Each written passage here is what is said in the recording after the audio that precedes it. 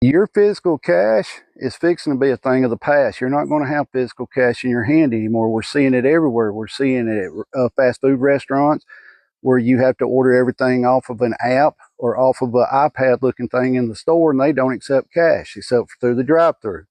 We're seeing it at places like Walmart and other places where they don't have many cashiers anymore. They have self checkouts, and a lot of them don't take cash. Some of them do, but most of them prefer a card, right? The younger generation, they're not going to know what cash is. They're not, because they pay with their phone, they pay with a card, or they click a button on their phone, laptop, or whatever to buy something. You don't see people getting paid in physical checks anymore. You don't see people getting paid in cash. You don't see that. If you use cash, like when I go pay my car insurance, they charge me a handling fee for handling money. If you pay with a debit card, they charge you a 3 to 5% charge for using the card. It's getting to the point where cash will no longer be around. Some people say, well, cash will always be king. No, it's not. Because if it all goes digital and everything's stored in this computer system, right, and internet goes down and you need some cash, you're not going to be able to get it. And people say, well, I'll just go to the bank and draw money out. Guess what? You're not going to do it because the computer won't tell them how much money you have in the bank to allow you to withdraw. What's going to happen in the future is possibly you post something on Facebook, YouTube, TikTok, anything that they don't like, well, you don't get no money today. You get a strike, right? People like, that's not going to happen. It very possibly could. If you start letting a computer control every day of your life, especially your finances, right? It controls when you can access money, how much money you can get. That's an issue. People say, well, that's better because it cuts down on robberies. Or that's when credit cards come around. Who remembers? I wasn't old enough when credit cards come out. I may look like it, but I'm not old enough to remember it.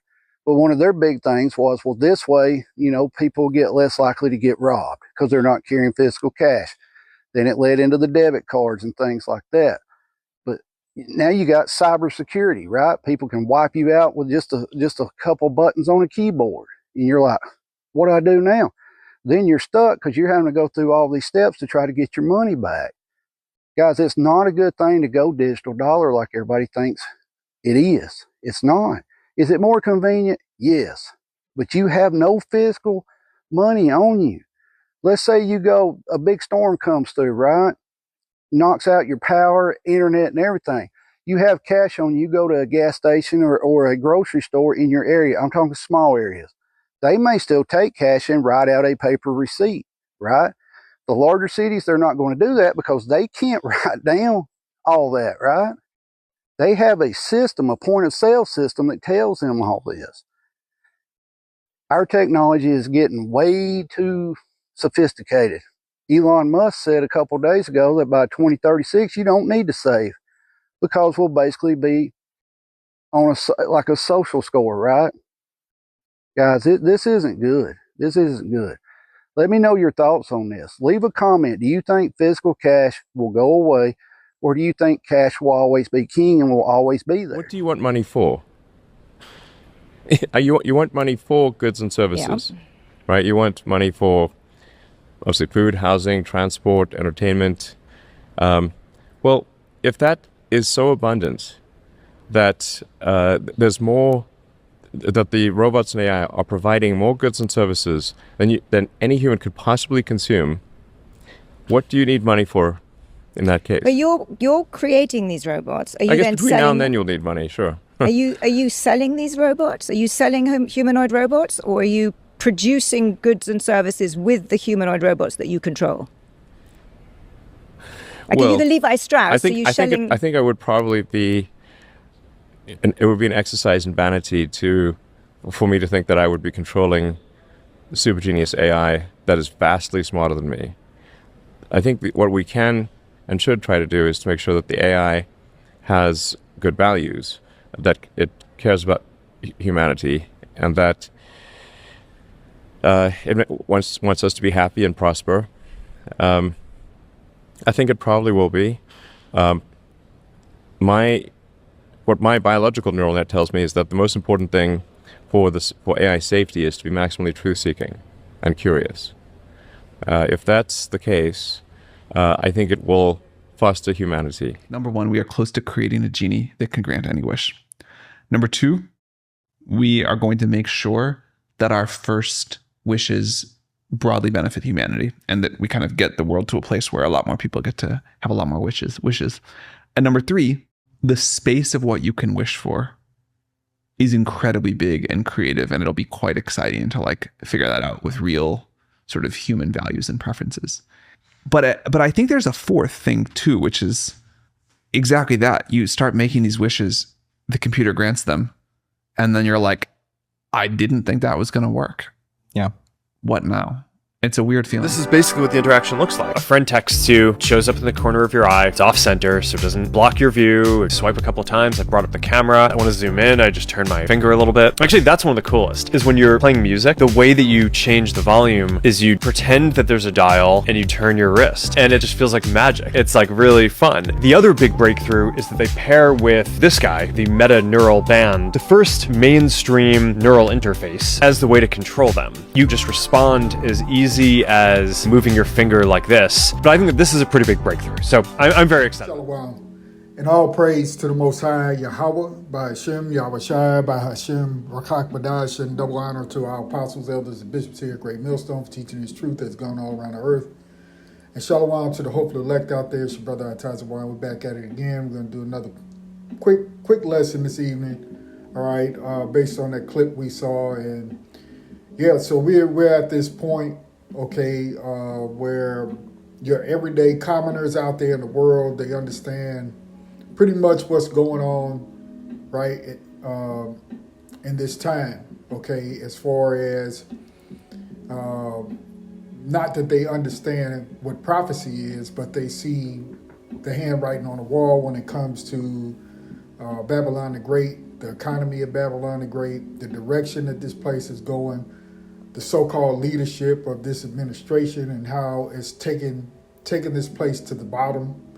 And more you see, especially us brothers, we recognize in the different cities and chief places of concourse and where we preach, we see a high level of Edomites walking the street, and they're in bad shape, okay? They're in bad shape physically. They're in bad shape economically, right? A lot of them are really, really down, and this is their kingdom, you see, and they're down in their own kingdom, all right? But you have those out there who are still, may not dwell in the cities, they're not city dwellers per se, but they may be out there in the rural parts, the rural areas where they have been brought up, in that type of environment, so they pretty much know how to fish, right? They know how to hunt. They know how to do for self, as it were, right? And they know the lands and the parts in which they live, which is different from city dwellers, But you see that no matter what the background is, everybody has woken up to the idea that this place, right, is on do not resuscitate, okay? DNR, right? That's a code that's used in a hospital setting, all right? When someone gets to a point where they may code out not to revive them, right? And pretty much that's what's prescribed for Babylon the Great, you see? Because of what? Because of all the wickedness, number one. And number two, you see that, as we're going to get the scripture here briefly, that they have a set of elites, if you will, that come out of Esau, Edom, right? These international bankers, these intellectuals and technocrats, such as who you saw in that clip, the usual suspects that we mention, right, on a weekly basis, Elon Musk, Bezos, the Gates of Hell, Zuckerberg, and the likes of these other characters who think that they're the ones, who are really running this thing. And it's really the Most High's plan, okay, and using these people as his puppets to bring about an end to Babylon the Great. And so they believe through their own wits, if you will, for lack of a better way of saying it, that they are the ones who have the whole world in their hands, and they're forcing the tide in the direction that they want it to go. All right. And so with their own thoughts of what the Most High should be, this is the seat that they're in. They're going to play like they're the Most High, as you hear them speaking about this AI. And it is to them a God, right? And that's what they want this to be over everybody on the planet. Okay, they want their created God of AI to be the God of everybody on the planet. And so with that, you know, as we go into very, very often, and we're going to keep talking about it until it's all, you know, said and done, right? Till the ministry is done, okay, that the mark of the beast, the MOTB, the CHIP, right, is their ultimate goal, and that is to control everyone, all right? And so you hear the one fella, right, with the beard, who's talking about what's going on now in terms of the banking situation, because why? In every nation, right, they want to put their central banks in, and there are certain nations that reject it, but they're going to find a way, okay, to make everybody, as it were, come online, right, and that you cannot exist in what they perceive to be their world, right, unless they've tagged you, okay, and you know what we mean when we say that, okay, but the Lord is going to spoil their plans at the very last minute, right, and our job is to stay faithful and to wait upon the Lord for our deliverance, okay, but nonetheless, we got some scriptures that go into, for their time periods, the prophets and so on, of dealing with the wickedness of people, right?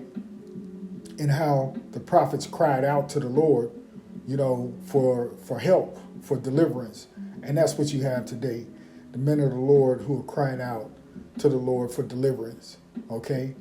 So real quick, it's only a handful of scriptures. We're not going to be real long. We're just going to jump in and get out, all right? So this is Psalm 94:1, and we'll read the whole thing, all right? And you see here in the title, it says the Lord implored to avenge his people, and that's what we're praying for, that the Lord deliver us from the hand of the wicked, who is Esau, Edom, the so-called white man, right? And of them, their chief tribe of Amalek, who are a bunch of liars and bloodthirsty devils. And if you didn't learn that before, the Epstein files, as it were, you should know it by now, okay? So let's jump in here at verse 1, Psalms 94:1. It says, O Lord, Yahweh, power, to whom vengeance belongeth. Right, so the vengeance is going to be taken by Yahweh, by Hashem Yahushua. There's nothing that we can do physically, right? We have to wait on our Lord, okay? O power, to whom vengeance belongeth, show thyself, right? Lift up thyself, thou judge of the earth, render a reward to the proud. And these people are hella proud. You see the way that they speak, all right? We're not making that up. And I got that clip, by the way, give credit where credit is due, from a man named Eric Matzo, I believe is how you say his name, on Facebook, right? And he's one that puts out a lot of news and information on a daily basis as well.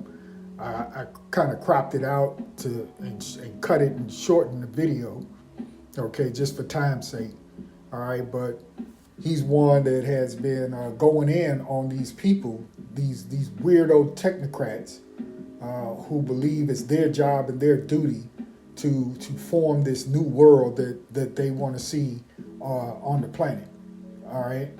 Now, verse 3 says, Lord Yahweh, how long shall the wicked triumph, right?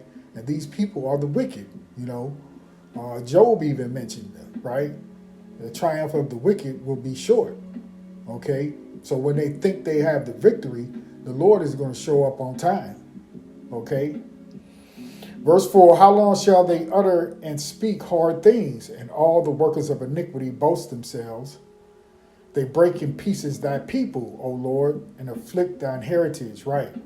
And so as you see them, right, and you can just nail it down that the majority of these people who are the so-called technocrats, what? They're all of the tiny hat persuasion, if you get my drift. Okay, verse 6, they slay the widow and the stranger and murder the fatherless. Yet they say, the Lord shall not see, neither shall the power of Jacob regard it. Understand, ye brutish among the people, and ye fools, when will ye be wise? He that planteth an ear, shall he not hear? He that formed the eyes, shall he not see? Right, because there's nothing, as they may think that they're, quote unquote, going to make their God the God of this planet. How foolish of them, to think that, well, that the Most High is not going to do anything, right? The Lord sees all, right? Not to mention what the angels who are flying about in the chariots, reporting everything, okay? All right, and really their own plan really is the plan of Yahweh Shem Yahushai, and they want to give themselves credit for it, but it's not coming from them, right? Verse 10, he that chastises the heathen shall not he correct? He that teacheth man knowledge shall not he know? The Lord knoweth the thoughts of man, that they are vanity. Blessed is the man whom thou chastisest, O Lord, and teachest him out of thy law, right? Because David had enemies even of his own kind, but, of the other nations as well. Okay, that thou mayest give him rest from the days of adversity until the pit be digged for the wicked. For the Lord Yahweh will not cast off his people, neither will he forsake his inheritance, right? And it's really them once again trying to take over the earth, as it were, to get the birthright back. Okay. Verse 15, but judgment shall return unto righteousness, and all the upright in heart shall follow it. Who will rise up for me against the evildoers, or who will stand up for me against the workers of iniquity? Unless the Lord Yahweh had been my help, my soul had almost dwelt in silence when I said, my foot slippeth. Thy mercy, O Lord, held me up. In the multitude of my thoughts within me, thy comforts delight my soul. Shall the throne of iniquity have a fellowship with thee, which frameth mischief by a law? They gather themselves together against the souls of the righteous and condemn the innocent blood. But the Lord Yahweh is my defense, and my power is the rock of my salvation, Salakia, refuge. And he shall bring upon them their own iniquity, and shall cut them off in their own wickedness. Yea, the Lord, our power, shall cut them off, right? So we're waiting on the Lord, right, to fight all our battles, right? Even of those who are wicked in our own nation, right, to all the other nations, but chiefly to Esau Edom, who is going around still chasing his brother in the earth, okay, which would be Jacob, you so-called Negroes, Latinos, and Native Americans, right? The main thing is that they want the birthright back, okay? And they're going to try to take it by force,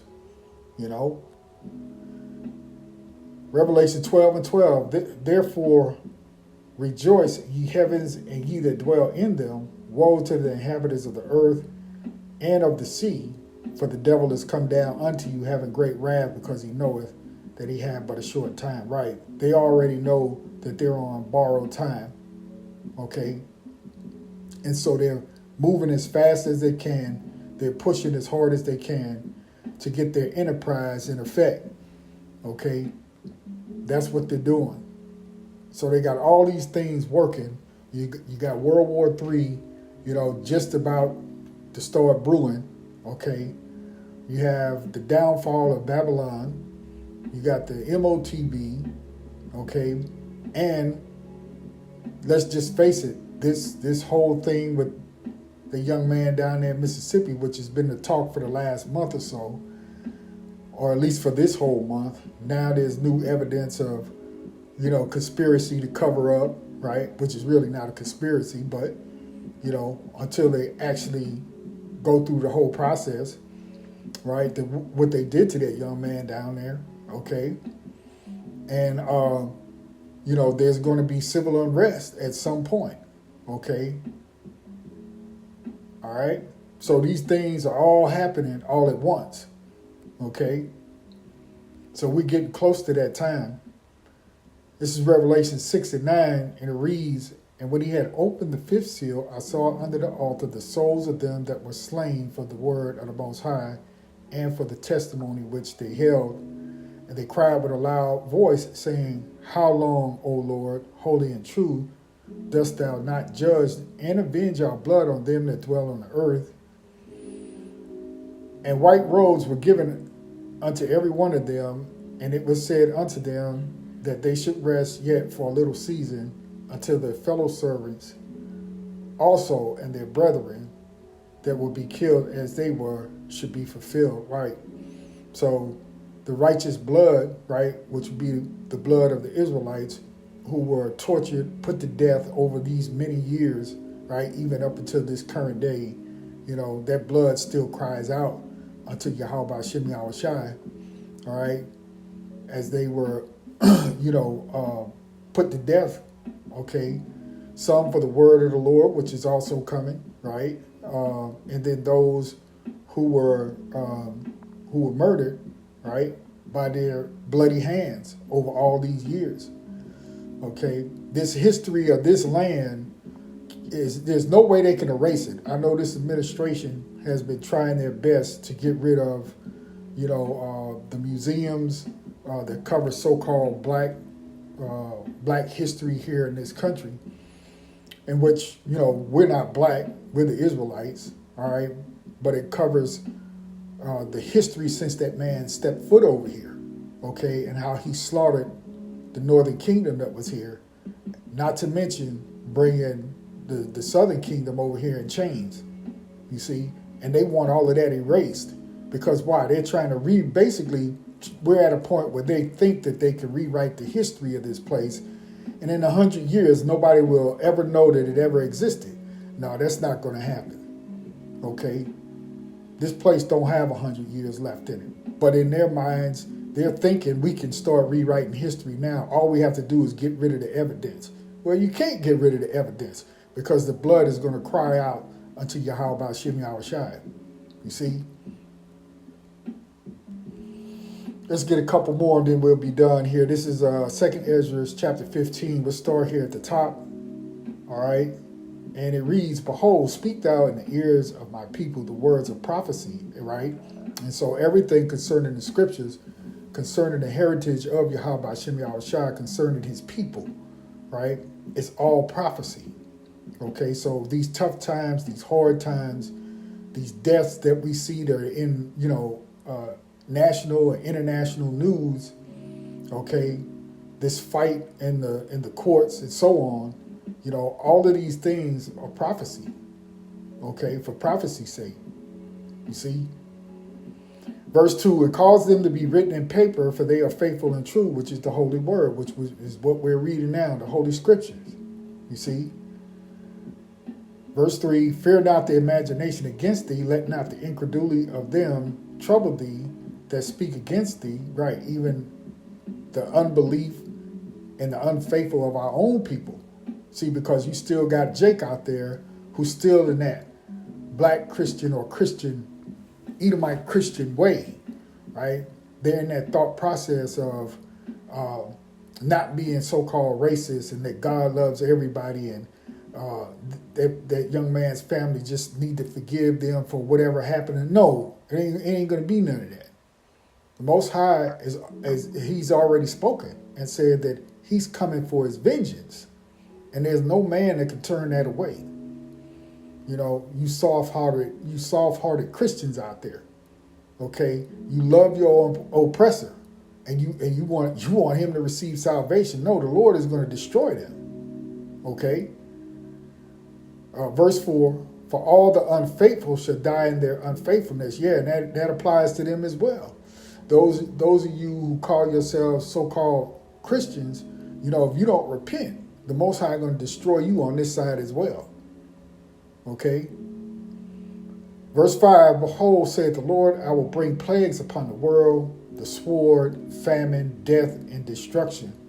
For wickedness hath exceedingly polluted the whole earth, and their hurtful works are fulfilled. Verse 7, therefore saith the Lord, I will hold my tongue no more as touching their wickedness, which they profanely commit, neither will I suffer them in those things in which they wickedly exercise themselves. Behold, the innocent and righteous blood crieth unto me, and the souls of the just complain continually. Right. That's the elect of the Lord right here today, who are complaining on a daily basis through our prayers, right? There's something, Lord, you have to do something. Make a move for us, right? We know we can't move the measures of the Most High because he's already got everything weighed out in time when he's going to do something. But we complain continually about the wickedness of Esau, Edom, and the things that he's doing, and ask the Lord for deliverance. We ask the Lord for mercy. We ask the Lord for grace. We're complaining about this damn place day in and day out, day after day, night after night, right? Because this is not a place of peace. It's not a place of righteousness. It's wicked as hell to work a man 5, 6, 7 days a week, right? And he busts his ass to try to take care of his family. And you motherfuckers, you reach into his check and take over a third of his fucking money. Okay? It's bullshit. It's unrighteous. You see? And that's just one thing. All right? Going on to verse 9, it says, and therefore saith the Lord, I will surely avenge them and receive unto them all the innocent blood from among them. Behold, my people is led as a flock to the slaughter. I will not suffer them now to dwell in the land of Egypt. And that is speaking specifically of this place, okay? This new modern day Egypt, all right? And that word Egypt is synonymous with bondage, okay? And you're in bondage now, though they've been telling this lie about the land of the free and the home of the brave and all that other rhetoric and bullshit, okay? Going on to verse 11, it says, but I will bring them with a mighty hand and a stretched out arm, and smite Egypt with plagues as before, and will destroy all the land thereof. Egypt shall mourn, and the foundation of it shall be smitten with the plague and punishment that the Most High shall bring upon it. Yeah, eventually those nuclear warheads are going to hit this place. Okay, those are the plagues. That's the punishment that this horde, this great horde that rideth on the back of the beast, right, the beast system, all right, will be burned with fire. Okay, and America is just a big altar. All right. We'll just read verse 13 and stop there. It says, they that till the ground shall mourn, for the seeds shall fail through the blasting and hail, and with a fearful constellation. All right. So once this destruction starts, there's nothing to look forward to. There won't be a harvest. There won't be a time period of getting over it, as it were, on this side. Okay. Habakkuk 2, and we'll read these few verses and we'll be good. All right. And it says, the Most High answers the prophet. Habakkuk 2:1, it says, I will stand upon my watch and set me upon the tower, and will watch to see what he shall say unto me, and what I shall answer when I am reproved. And the Lord Yahweh answered me and said, write the vision, right, these prophecies, and write it down, right, and make it plain upon tables, that he may run that readeth it. For the vision is yet for an appointed time, but at the end it shall speak, and not lie. Though it tarry, wait for it, because it will surely come, it will not tarry. Right. It may take a while. Again, I mentioned the measured times of the Lord, but it's going to happen without fail, you see. And who knew, really, that we would be this generation that would see it? Lord's will, the coming of the Lord. Okay? Verse 4, behold, his soul which is lifted up, right? And that's Esau, Edom. his soul right now is lifted up because, like that one jerk said, we can make a genie. You know, we got the ability to make a genie and just make a wish for anything and everything we want. You see? Behold, his soul which is lifted up is not upright in him, but the just shall live by his faith, right? And so it's time for us, and this time that we live by our faith, because we know this man's soul is crooked in him, right? And he can't be straightened out. He was made crooked by the Most High, right? To do the wickedness in the earth that the Lord prescribed for him to do. And that's it. You know, that's the bottom line. So those things that were written, right, as we read in Habakkuk, you know, that vision, well, we're starting to see some of it come to pass now. All right. So all we have to do, again, is wait on the Lord. All right. Because he's going to get his vengeance. All right. Especially what's happened to Jacob. Okay. And put these devils into submission. You see? So that's it for the lesson. All right. Just a real short, quick one. All right. Just based on those couple of clips. All right, and see that the people of the world, all right, on one aspect of it, they recognize the wickedness that's being done even by their own, right? And then those who are doing it, how proud they are of themselves, right? As they're going headlong into slavery when this is over with, all right? So with that, we're in the lesson right there. Giving all praise, honor, and glory unto Yahweh, Bahashem, Yahweh Shai, Bahashem, Rachak Wadash, and double honor to our apostles and elders here at Great Millstone. Shalom to the hopeful elect. Lord willing, I'll see you again real soon with another lesson. Shalom.